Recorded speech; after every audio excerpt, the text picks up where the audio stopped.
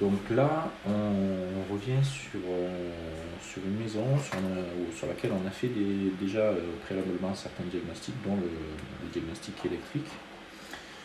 Et on s'est aperçu, grâce à notre multimètre, mais qu'on n'était pas relié à la terre.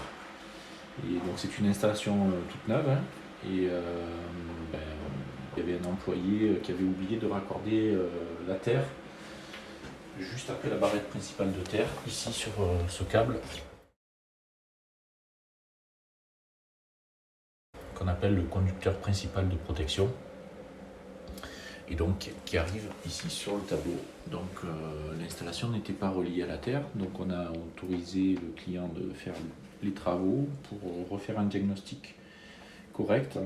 Donc on va tester déjà dans un premier temps la boucle d'impédance de terre pour vérifier qu'on est bien relié à la terre et qu'il y ait une bonne adéquation de terre. Donc on va essayer de voir. On va vérifier qu'il y a une bonne adéquation entre la résistance de la terre et le différentiel qui est associé au disjoncteur de branchement, qui a une valeur de 500 mA. Donc grosso modo, on doit avoir une résistance inférieure à 100 ohms pour respecter tout simplement une tension de contact inférieure à 50 volts. C'est la loi d'Ohm, U égale RI. Donc pour pas qu'on ait la possibilité d'une tension de contact supérieure à 50 volts, il faut qu'on ait une résistance de terre inférieure à 100 ohms. Donc c'est ce que l'on va tester ici.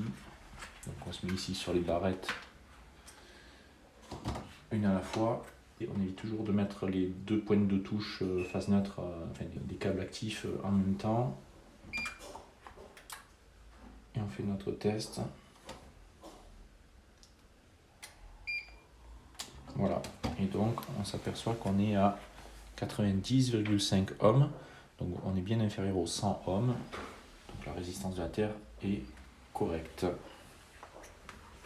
On peut aussi faire le test du différentiel, donc toujours pareil, on se connecte sur la terre,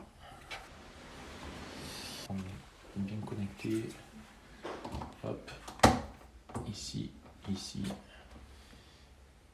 Alors, toujours prévenir le client avant de faire disjoncter de façon générale, parce que là c'est le disjoncteur de branchement qui va couper.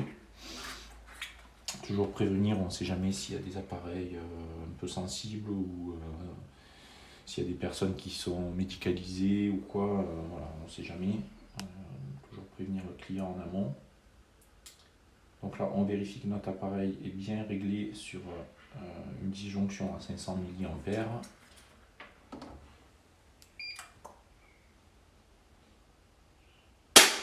Voilà. Donc on s'aperçoit que le disjoncteur a bien déclenché à une valeur inférieure à 500 mA, exactement à 450 mA.